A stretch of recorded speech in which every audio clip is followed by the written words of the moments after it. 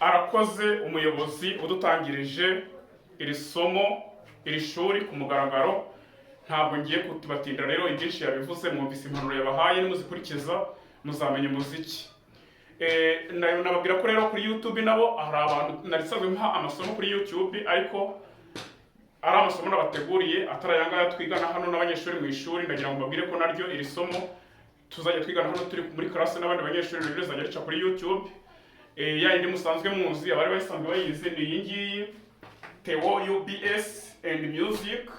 Ubwo ni imwe. Hari n'indi channel nanone yitwa Ndabakunda TV, ubwo ni channel ebyiri zizajya zicaho aya masomo. Gusa wenda abari kuri YouTube bo icyo nababwira nuko ibi tuzajya twigira hano muri iri shuri ntabwo nafata isomo twiza hano byose ngo ndibahe byaba ari birebire. Niba ari amasaha abiri tuzajya twiga cyangwa se wenda imwe n'indi minota, uramutse ubishyize kuri YouTube byaba ari birebire, ariko nzajya ngerageza kubaha iby'ingenzi, wenda mbegeranyiriza nk'icyegeranyo cy'iminota nk'icumi ku buryo namwe mubona iby'ingenzi.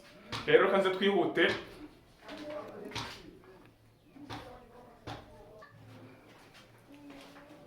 Hari ikintu cya mbere umuntu ugiye kwiga umuziki agomba kubaza. Nta muntu ujya kwiga umuziki uba utazi ikintu ugiye kubabwira. Ni ikihe? Ni ijambo rikubaza ngo umuziki ni iki. Mbere na mbere urumva warize umuziki, twahura nko kubaza umuziki ni iki bikakunanira, waba ugaragaje yuko nyine hari ibyo uzi ariko utabizi, mu yandi magambo. Niyo mpamvu ugomba mbere na mbere kumenya ngo umuziki ni iki. Umuziki ni ubugeni bwo gutanga no guhuza amajwi ku buryo bunogeye amatwi. Biri kumvikana mu byari mu makayi yanyu. Ubwo abantu bari kuri YouTube bo kugira ngo bitaba birebire ntabwo ndajya mbasubiramo cyane, wenda mwe kameramani nakoraho kamera ndaza kubafasha kurushaho abafite n'ibibazo. Abandi bo bari kuri YouTube bajya basubiza ka video inyuma bakumva definition y'umuziki mwayumvise. Hanyuma habiri no mu Gifaransa, la musique est l'art de produire et de manière agréable et de combiner les sons. Donc la musique est l'art de produire et de combiner les sons de manière agréable à l'oreille. Nibyo byo tumaze kuvuga. Iyo bavuze ngo la musique est l'art de produire, ni bya bintu basubiyemo. Umuziki ni ubugeni bwo gutanga et de combiner les sons, no guhuza amajwi de manière agréable à l'oreille, ku buryo nyine bunogeye amatwi. Ako ni akantu ka mbere tw'ingenzi twize nize mukumvise. Aka kabiri, mu muziki habamo amanota arindwi. Ni ihame. Niyo mubwira ikintu uvuga ngo ni ihame, ujye umenya ko icyo kintu ugomba kugifata uko nyine. Ahantu hose uzajya bazakubaza umuziki ugira amanota angahe, cyangwa se nawe ugomba kubizi. Niba hari indirimbo zo mu Bushinwa, niba hari izo mu Buyapani, niba hari izo mu Bwongereza, niba hari izo muri Amerika, niba hari izo mu Rwanda, ariko bose bahura kuri iki kintu cyo kuvuga ngo umuziki ugizwe n'amanota arindwi. Niyo abaho mu muziki. Ako ni aka kabiri nizere ko nako tukumvikanyeho. Hanyuma ubwo twavuga n'ayariyo ni aya ngaya: do, re, mi, fa, so, la, si. Impamvu iyi do yanditse muri rindi bara kugira ngo utibabwira ko ari umunani. Iyi do ni yindi ibigarutse, ni yandi do yindi tuba tuvuze. Nuko gusa uba ugiye mu rundi rwego rw'amanota, kuko igihe inzego nyinshi na hano hasi hari ayandi turaza kubireba. Icyo ni ikintu cya kabiri. Aka gatatu ni ukumenya urufunguzo. Twahereye ku rufunguzo rwa solo.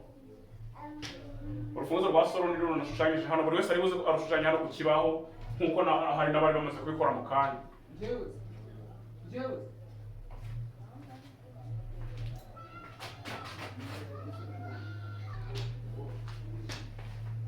Urufunguzo narwo rero rufite ibisobanuro. Ntabwo habaho rwa solo gusa, habaho n'izindi. Hari urufunguzo rwa solo ari rwo, hari urwa fa, hakaba n'urwa do. Nubwo tudakunda gukoresha tuzaziga zose.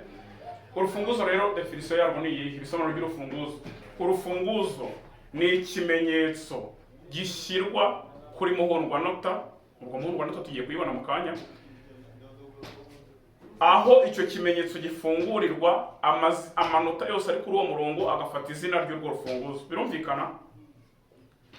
Urufunguzo ni ikimenyetso gishyirwa kuri muhundwanota aho icyo kimenyetso gifungurirwa, amanota yose ari kuri uwo murongo agafata izina ry'urwo rufunguzo, icyo urufunguzo rushinzwe, atari urwa solo gusa n'izindi mfunguzo nicyo ziba zije gukora. Icyo nacyo turacyumvikanye. Turahita tubanguka rero twihute hano kuri porte. Rapporte. Porte mu Kinyarwanda ni muhundwanota. Nababwiye ngo amaterme ari mu Gifaransa bisa nkaho ariyo yoroshye kurusha ari mu Kinyarwanda, niyo mpamvu bibaye byiza wagenda ubyiga byose ukareba bikoroheye, ariko muzahura inshuro nyinshi muzahura n'amaterme y'Igifaransa niyo akunda gukoreshwa, kuko ni gake cyane uzumva bavuga ibindi bitari ibi. Muri aya materme turaza kubyirebaho ndabibasobanurira, kuko nibavuge ngo branche ahantu henshi bazayikoresha ngo branche, ariko ntabwo uzigera wumva umuntu avuga ngo uruziga, ngo biragoye. Niyo mpamvu mugomba kugenda mufata amaterme yose, ariko biroroshye nimuhumure.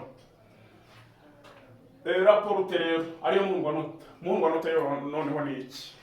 Katuyivuge mu Kinyarwanda, ibisobanuro byayo byari mu makaye yanyu. Muhundwanota ni itsinda ry'imirongo 5 itambitse iteganye kandi intera iri hagati yayo ingana. Icyo ni igisobanuro cya muhundwanota.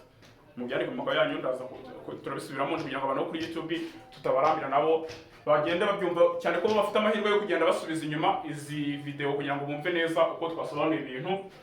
Reka noneho babwire ahangaha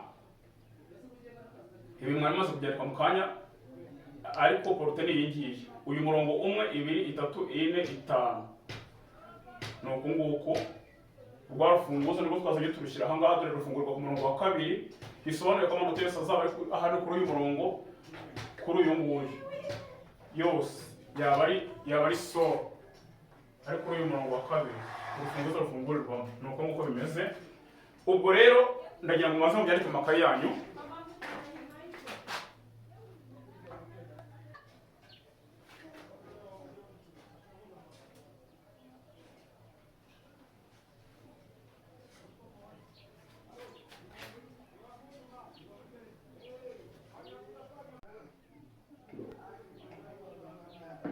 Munabyandike, ariko ndumva mwabyanditse. Nuvuga ngo wowe uhera hasi ukaza gusoreza hejuru, sibyo?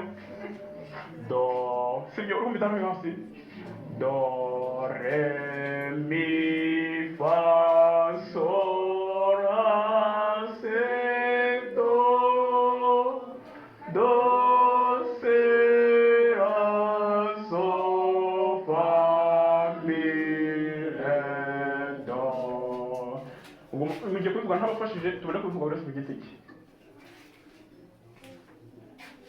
Mbere na mbere tugiye guhera ku muziki ni iki, kuko ntabwo ushobora kwiga umuziki utazi icyo ari cyo. N'uwabikubaza ntubisubize urumva ko wamutengushye rwose. Gusa wabarize umuziki oya. Umuziki ni iki mbere na mbere? Umuziki ni ubugeni bwo gutanga no guhuza amajwi ku buryo bunogeye amatwi.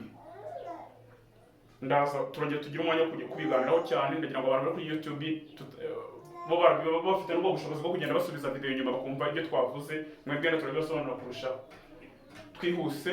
La musique est l'art de produire et de combiner les sons de manière agréable à l'oreille. Nabyanditse mu nyuguti zitukura kugira ngo mwumve ko ari igisobanuro cy'ibi ngibi. Impamvu tuba tugomba no gushyiraho no mu Gifaransa nuko hari amaterme amwe namwe tuzajya duhura nayo ari mu rurimi rw'Igifaransa, Ikinyarwanda kidakunze gukoreshwa. Niyo mpamvu biba byiza tugiye tubijyana byose ukagenda umenya ngo ibi bivuze iki.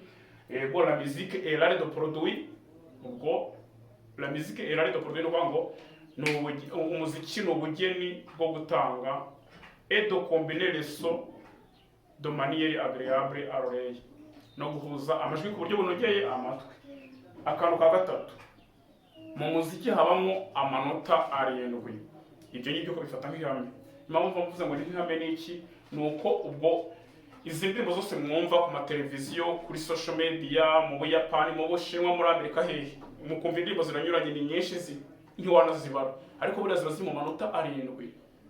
Zigaruka kuri ayo manota 7, ziba ziri mu buryo bw'amanota 7, nta kindi.